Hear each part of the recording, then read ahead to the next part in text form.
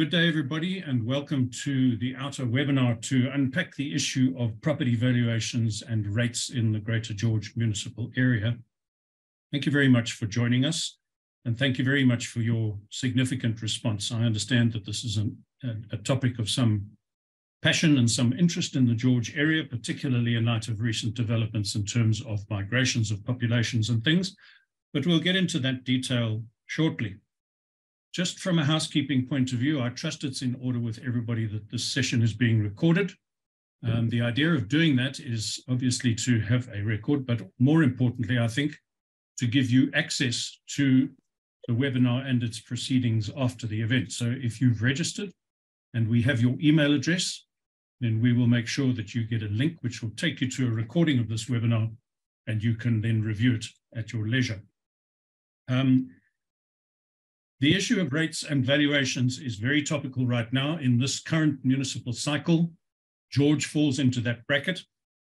Your valuation roll was opened on the 9th of February and closes in a rather worryingly short space of time, which is on the 31st of March.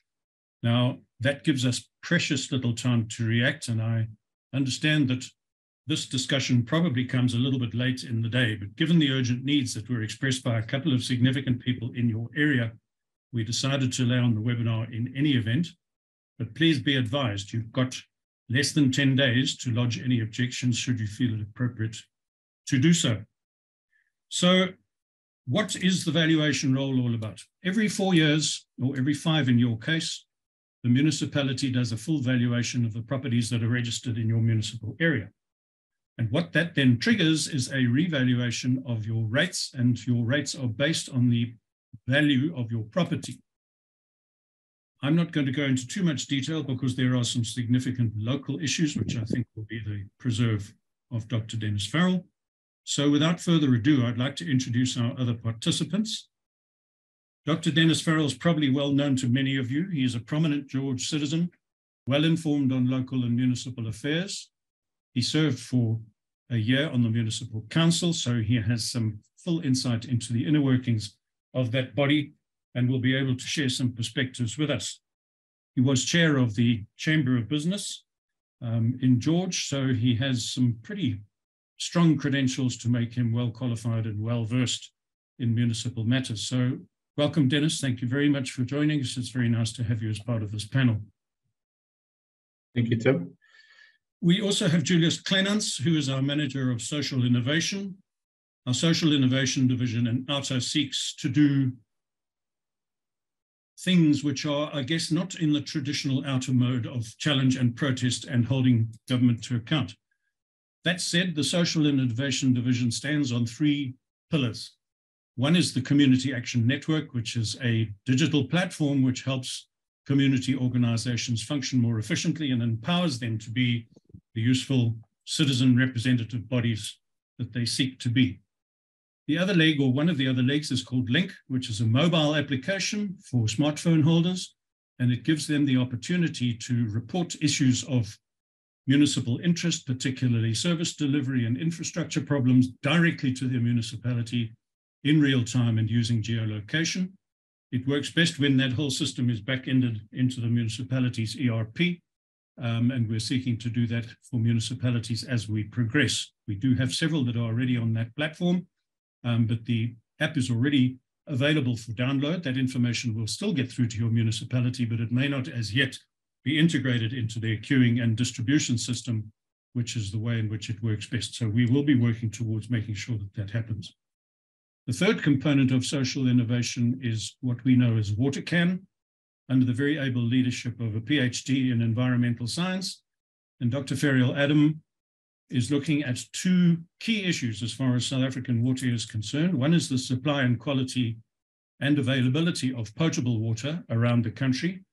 And the other is the state of groundwater, be that in rivers, lakes, streams, and indeed the oceans, with a particular emphasis on the current problem, which seems to befall most municipalities in most areas, which is sewage pollution.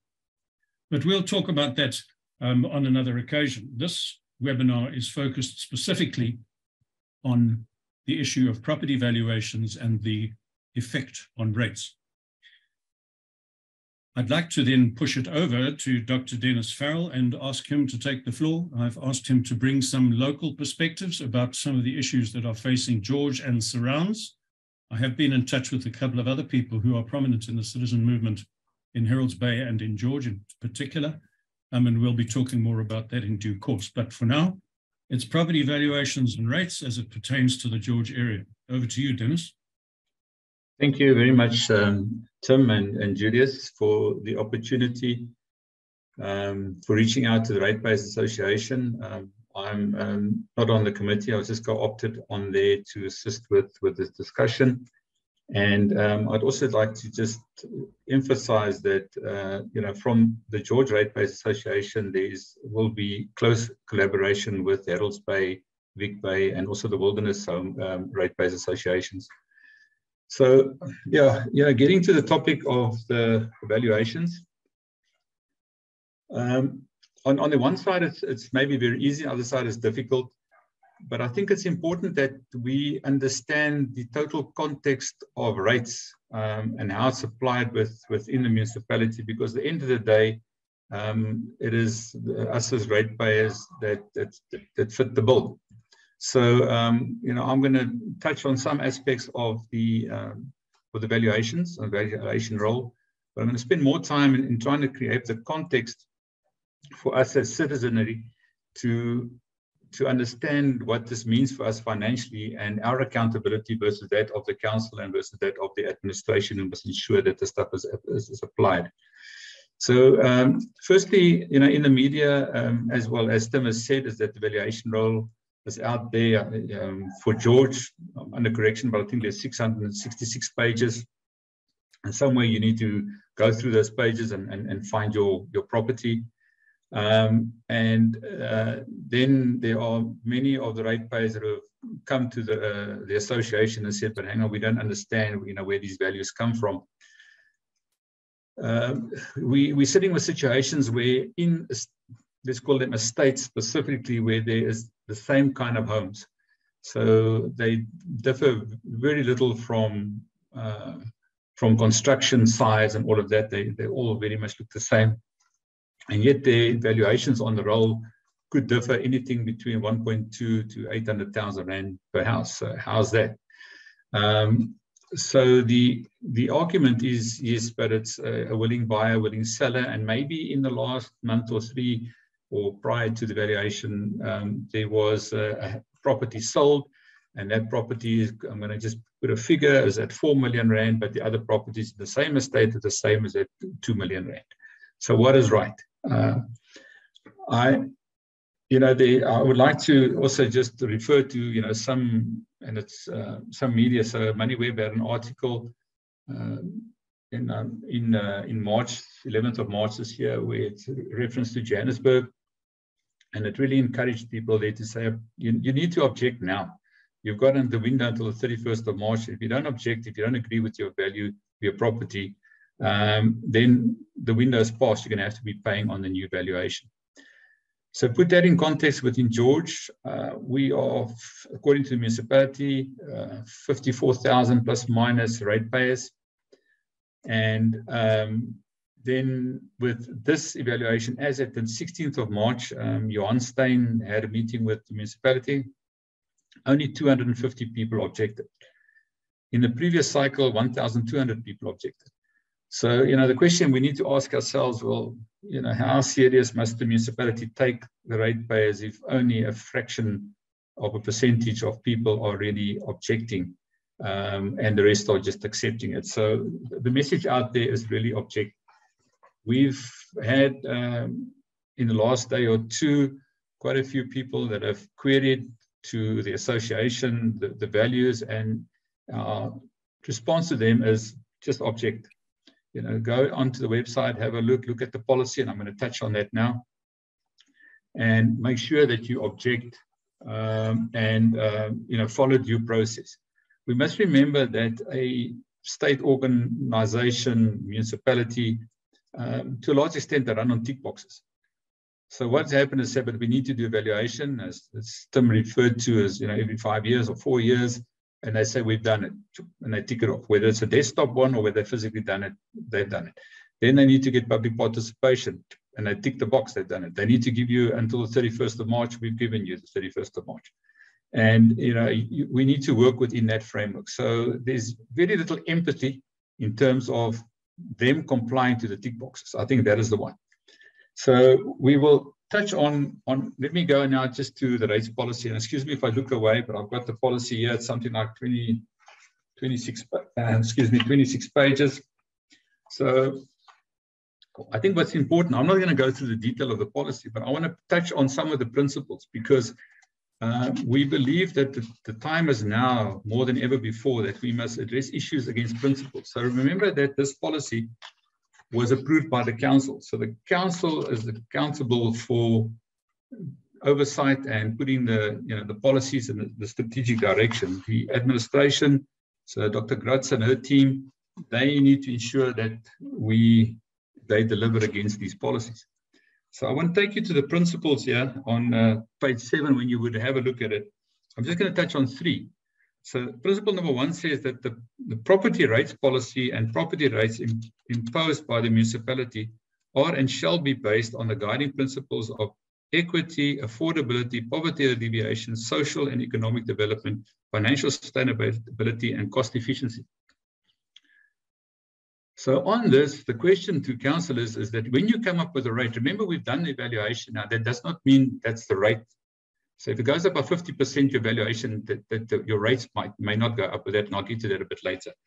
But we want to know, how did you apply the rates increase when you get to it according to this principle?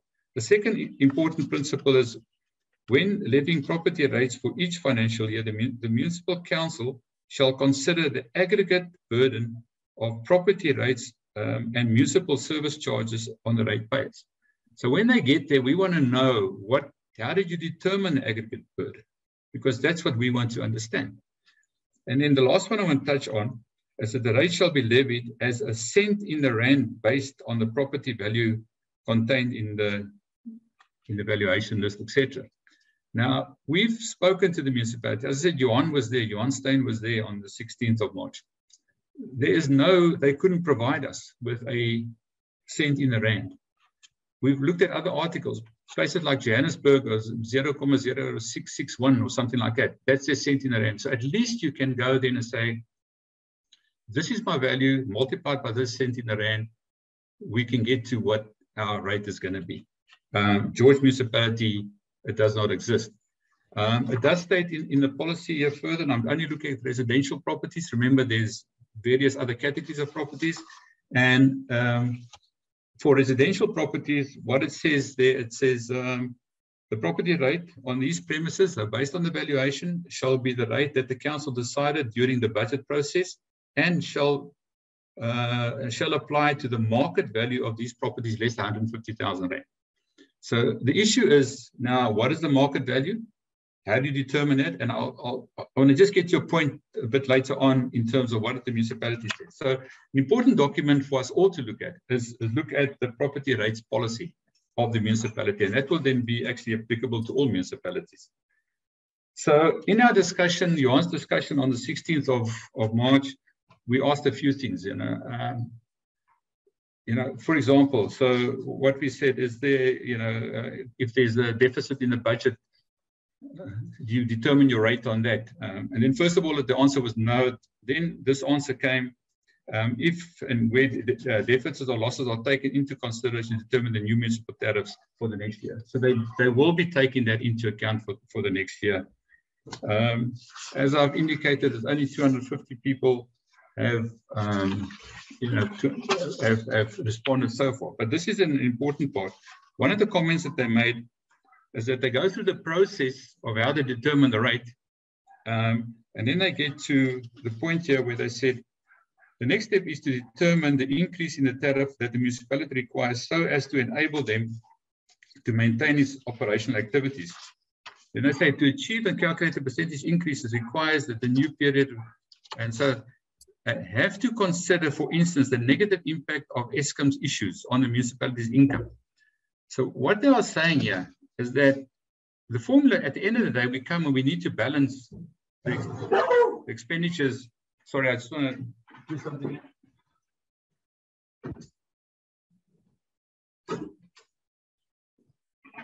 I forgot my dog is sleeping under the table here. So we need to balance.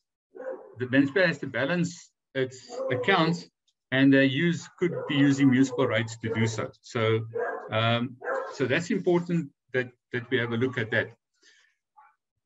When we get to the budget process, so what we have done, we've analyzed, looked at the budget reporting process for February month, and we looked at two important documents. We looked at the document of the monthly budget for February month, and remember the comment that I've just made now. So if we look at this, and there's been adjusted budget, which I will have a look at now, but if we look at the electricity charges, so the income on electricity, according to the document on page 5, says for prepaid meters, there's been a decrease of 20% in comparison to February 2022. So there's 20. So the income is down by 20%. Then if we look at the credit meters, the income is down by 29%. So somewhere along the line, the municipality must make up this deficit. That is what needs to happen. So then to take you to, just once again, I'm creating the context here of rates. So if we go look at the adjusted budget, so the adjusted budget was presented to the council on the 23rd of February this year. And in the budget, it was asked that the council grant approval for the operating budget to be adjusted. Now, if I look at the operating budget, okay, so here comes the question. In the operating budget and the adjusted budget, specifically on the property rates, if we look at the budget for 23-24, then the increase from the adjusted budget, which they've approved now on rates, is 5.78%. So what I'm saying here, that although there's been an average increase on the rates of 61% on residential and 30-something% in commercial, and we did those analysis, that according to this budget, there is expected an increase of 5.78%. So the question we are asking, but when we spoke to the municipality on the 16th, how difficult was it then for us for them to tell us what is the expected increase in rates? So if they've gone through the exercise. So this is remember, this is the adjusted budget. But then on electricity charges, there's going to be an increase according to this of 17.39%. And that's why we're saying when we look at rates, we must look at the total picture and what that impact will be on the ratepayer at the end of the day.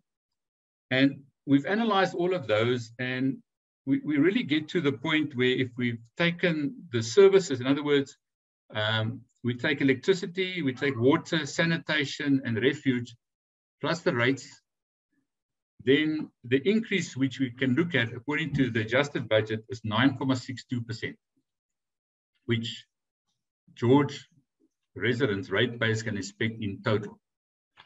Okay, then when it gets to accountability, I've mentioned some principles now within the policy. So we need to keep the council and then the administration accountable to report back to us on what principle they use and how they got to the average of 9.62%. But now the interesting fact further is that George is a coalition council, and there's a coalition agreement. And in their coalition agreement, they've got 16 objectives, of which one objective, and that's 2.15, states, as per legislation, municipal services shall be run on a cost-reflective manner. Where possible, we will avoid above inflation increases in tariffs. Okay, listen to that, above inflation increases in tariffs, rates, and taxes. Where unavoidable, this shall be adequately explained to the public. So as a ratepayer and ratepayers associations, we need to then hold them accountable to these increases in terms of the rates. So 9.62% on aggregate, our figures are right, according to their figures, is above inflation.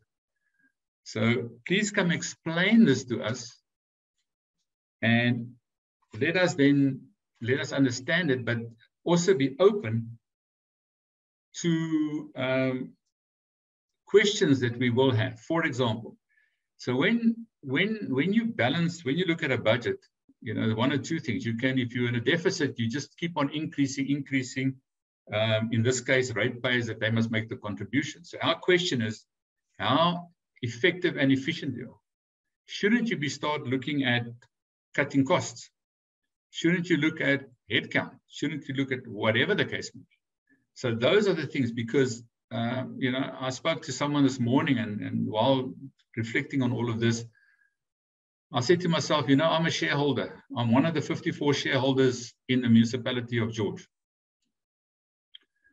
So every month I put some money in towards this thing, and they need to be accountable. So they would be the council, and then the administration must be accountable in sweating this asset for us. And we can't just keep on forking out. We need to get the returns. Now for George, we've got the beautiful environment, etc., but we need to ensure that we sustain this environment. So we need to start holding them accountable. So one of the questions is that if we look at the adjusted budget, we see that the salary account is the staff account has been brought down by 32 million. But at the same time, there is a contracted services account which has gone up in budget of 118 million. Right? So where does this come from? So don't we have the right competent staff in the municipality? We're still paying them, and yet we need to get consultants. I don't have the answer. But those are the questions which the Ratepayers Association and associations are and will be asking the council and the administration to say, please explain, because the principles that you are putting there, you are potentially breaking the principles, and that's where we need to get to. So Tim and Julius, sorry, I've taken a long road around, but there is a lot of emotion around the valuations and agreed to, because there's not consistency in the valuations. All counsel that we have received was to say, ensure that you follow due process. So if you're not happy with your valuation, object, appeal, follow the guidelines of your policy. There is one question which we'll have to get back to of the ratepayers, and that is specifically, but hang on, you know, can't we do an aggregate over time in terms of valuation? Because there has been a spike in values in George or in the Garden Roost as such. But at the same time, if you speak to estate agents now, that is dropping because interest rates are higher, people can't afford, people are renting and all of that. So there are less buyers in the market at the moment in time. So yes, so it's not just about the valuation, but for the valuation, follow due process. That's what we're really asking people to do.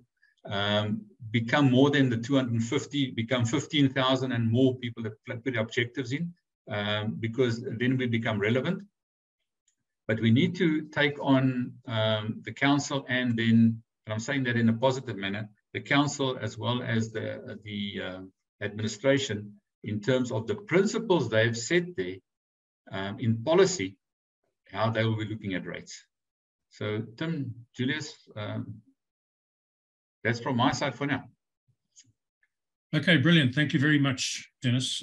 That was a very comprehensive, very detailed. There was a lot in what you had to tell us there, and I really appreciate the positioning of property valuations in the context of rates, and rates in turn being positioned in the context of services delivered by the municipality. I think it's true to say that George may be suffering from what is essentially a national affliction, and that is many ratepayers are facing an increase in rates based on property valuations and indeed other factors against a backdrop of declining services. Now, they are legally mandated to pay those rates and taxes.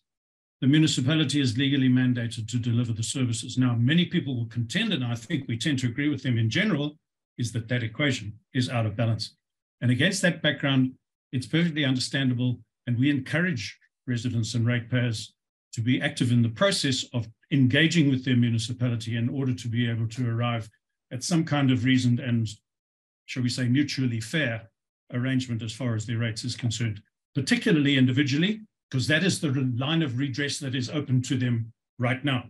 If there's a group action, then yes, by all means, get your opinions and your views together through your representative bodies, particularly ratepayers associations, and lodge some kind of action based on that. But that is a longer term issue where the whole cycle of valuations, and Dennis and I were discussing a question earlier this morning about a ratepayer who has multiple properties who took us back through the whole cycle of adjustments since 2003 and showed us just how those valuations have basically, they're inexplicable in the sense that many of them just don't hold validity when compared one against the other. So there are far more complexities in this space than one might immediately see.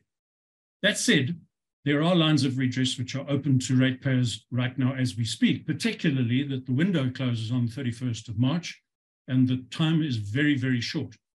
So with your permission, and there are a couple of issues as far as specific valuations are concerned, which will come up just now in the discussion.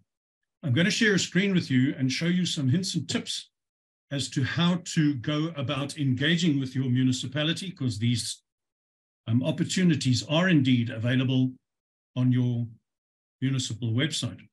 So as a starting point, I'm going to take you onto the OUTA website. And you will see there that there is a section on the banner at the top called Property Valuations. Open that up. And on that schedule, you will see an introductory explanations at the top. And then there is a table below with various municipalities to which you are invited to link and get the information that you require. So we have a project, if you like, which is open regarding the valuation and rates adjustments in George.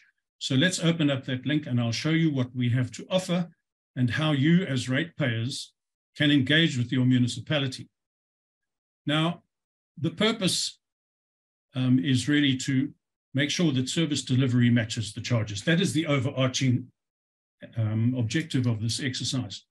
Interestingly, when Dennis mentioned a moment ago the principles on which the valuation is based, there is one important overarching principle which applies to all municipalities across the country, and that those valuations should be market related. And market related means that it's based on the willing buyer, willing seller principle. Now, I know this is high level talk and some of it is completely unverified, but I'm hearing indications from citizens in George that property adjustments can vary anything between 50 or 60% and 200%. Now, that's a shock to many people. That need not necessarily have a directly proportional impact on rates, but I'll show you how to get an indicative calculation of that just now. But it does mean that there is an alarming adjustment to property values, which seems to be out of sync or out of kilter with the general trend in the market. Admittedly, you in the Southern Cape and certainly the Western Cape are experiencing a potential influx of people, what we call semigration, where people are wanting to leave some of the more challenging municipalities in the inland and the northern parts of the country and see the Southern Cape and the Cape Province in particular as an attractive place to live and invest. Now, that seems to be something which has influenced the adjustment in property rates, but that's at a high level and nobody can actually say it's exactly because of that that the rates have been adjusted or the valuations have been adjusted by the percentages which people are experiencing. So, excuse me, if you read through that introduction, you will see that the roll was opened for comment on the 9th of February to the 31st of March. That is a window of 50 days. Now, that in itself is hostile. I'm sorry to have to say, to give a community which has 54,000 registered ratepayers less than 2 months to be able to engage if they choose to object to the valuation of their properties, it's already a punishingly short period of time.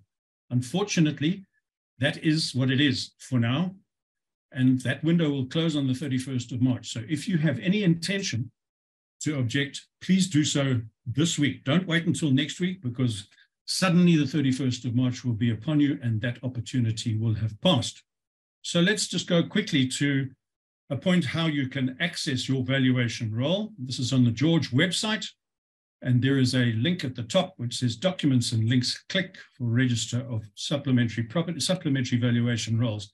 And there are a number of segmented rolls through suburbs Herald's Bay, Riverlea, Unadale, Wilderness, whatever. But the notices which have triggered the valuations are the second one on the list, and let's have a look at that one quickly. And that gives you a general explanation of where that information comes from.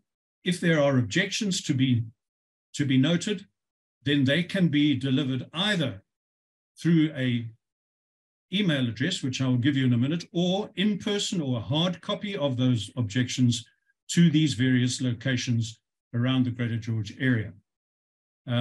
Just a tip, if you're going to submit an objection in person, make 2 copies. When you submit one, make sure that you get the one that you retain stamped and dated by the receiving official, so that you have a paper trail and you have evidence that your objection has been lodged, because all too often we hear of documents that have been lost, and that puts the ratepayer in a very difficult position.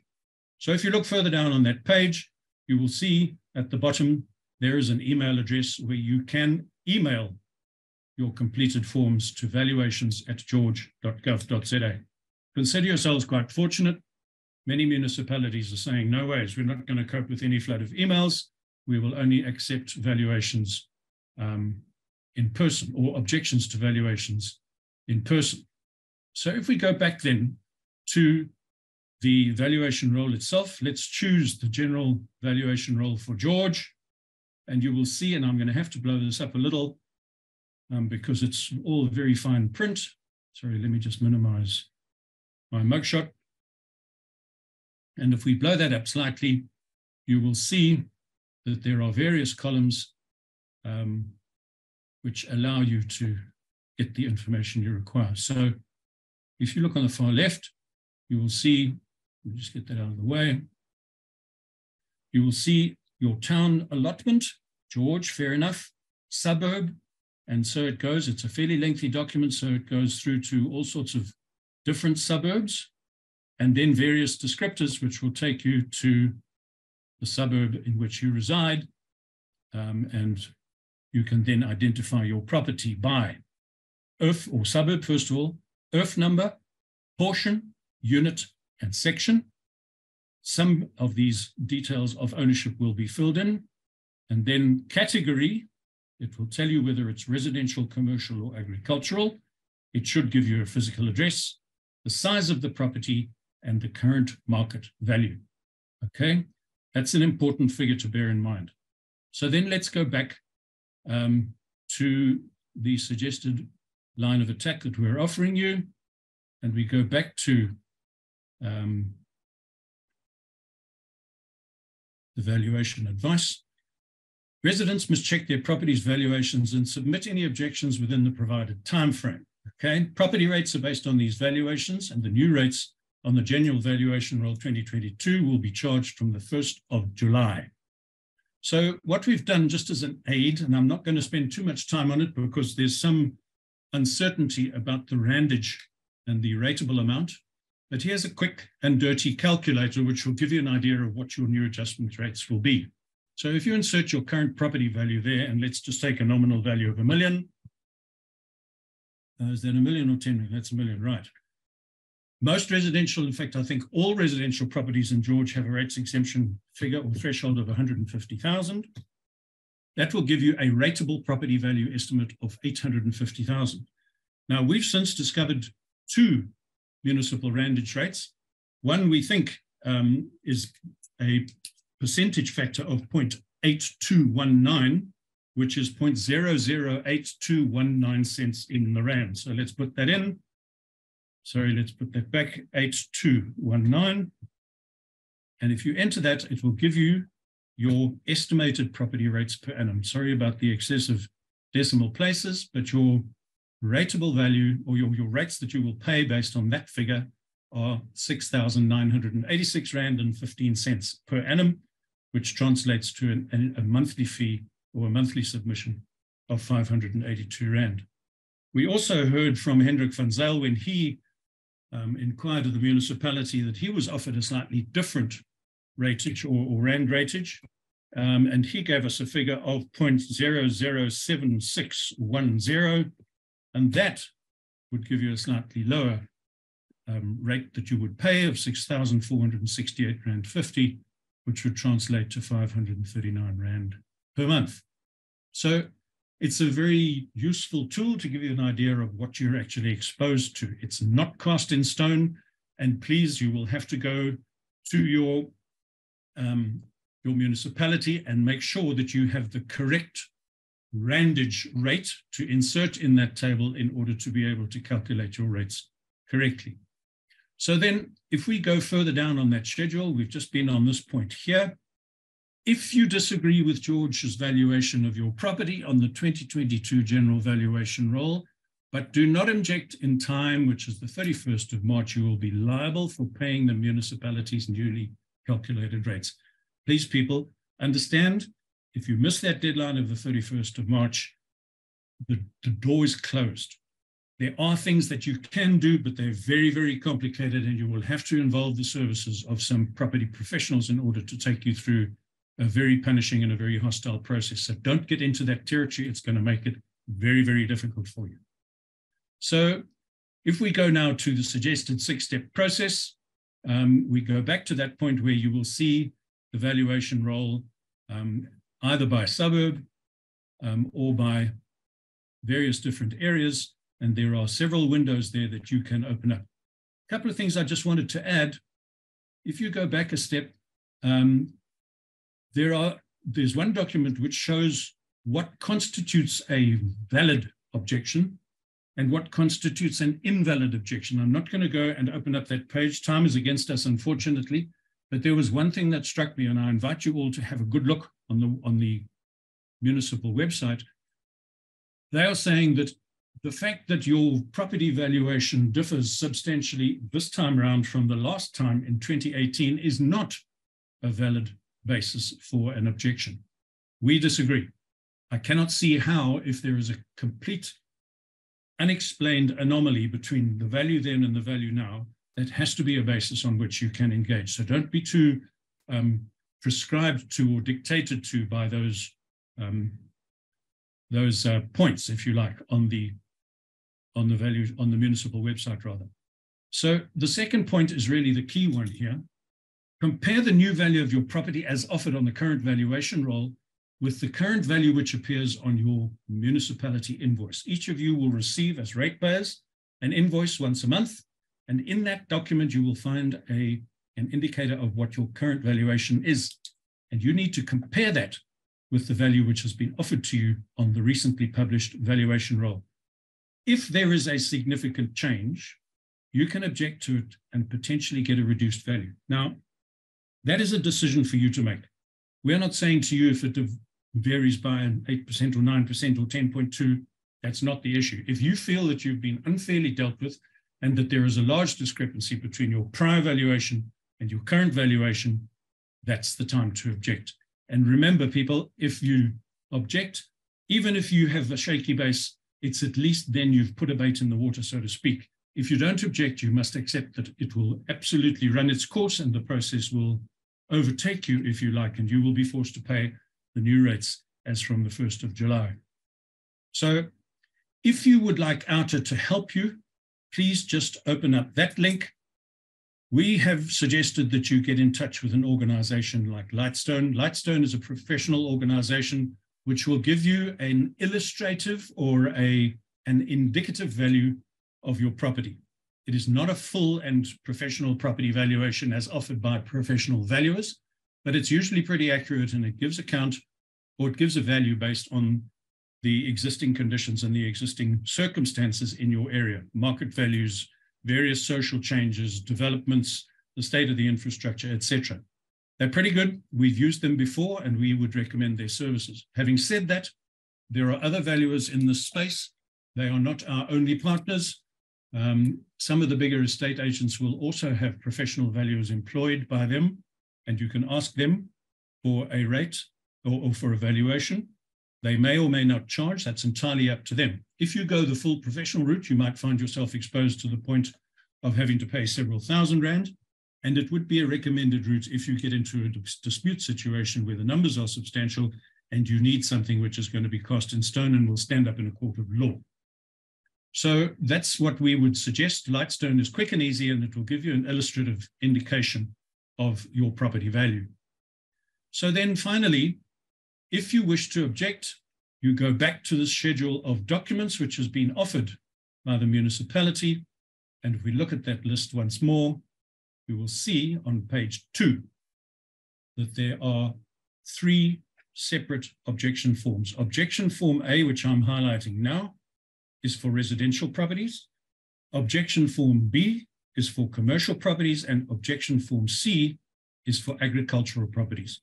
Select the one that's obviously valid, fill it in, either make sure that you submit it by email to valuations@george.gov.za or submit it in a hard copy to the addresses which appear as I showed you earlier.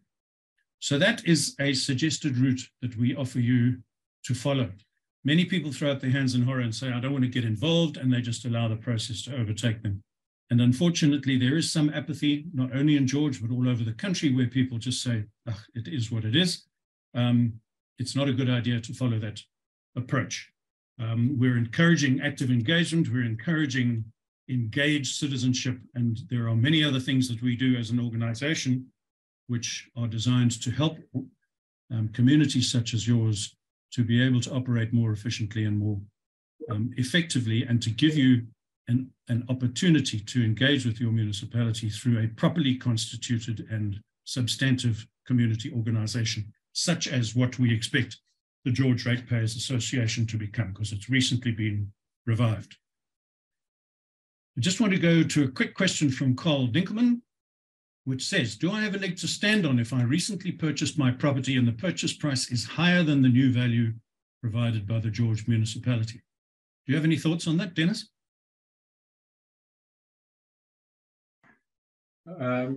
So the property is valued higher than what he purchased. Is that what he's saying?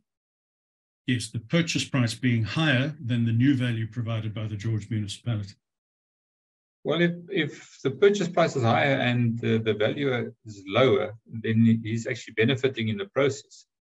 So, it's to decide, but maybe you let that one fly.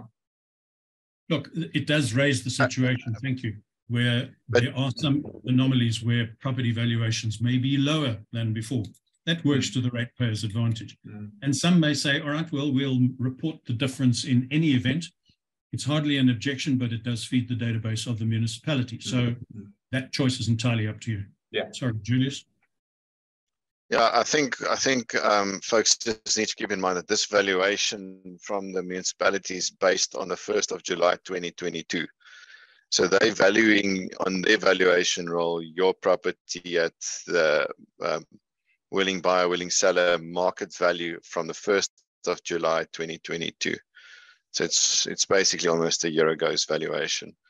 But yeah, legally we're obliged to ensure that we pay what is due to the municipality, and it's about what's reasonable and what's fair.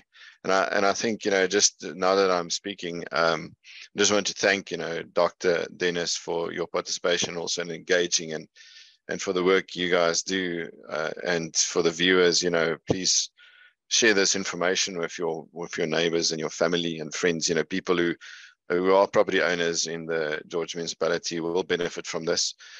Maybe things are in line and they don't need to object to anything, but maybe you can withhold them from getting a nasty surprise in July that could have been curbed. And I think that's quite important. And then also just, I think organized communities are extremely important. People don't know about these things without initiatives such as this.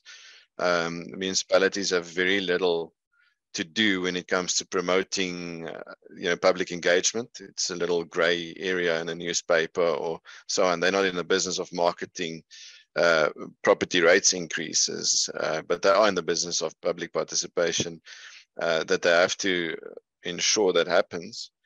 And it's community organizations, such as where you're involved, Dr. Dennis, residents associations and organized forums where communities need to, individuals need to start supporting this. And this is how this is how you put your heads together. And that's how you build a collective voice to hold whoever is empowered to account, whether coalition or not. And I think that's very important. No, that's basically just from my side, Tim. I thank you for reaching out and helping to assist the George community members, you know, so they can also have a sound process to follow, simplifying a very technical topic, and that is really great. And I also saw a message from a TACE on the chat group. You know, there's an independent valuer where people can also tap in, and should people need a professional to assist them, they can also just type into Google. There's a lot of professionals out there. Thank you. Yeah, those details are in the chat for those who wish to make use of services. Thijs Bierkes is the man in your community who is a registered professional property valuer.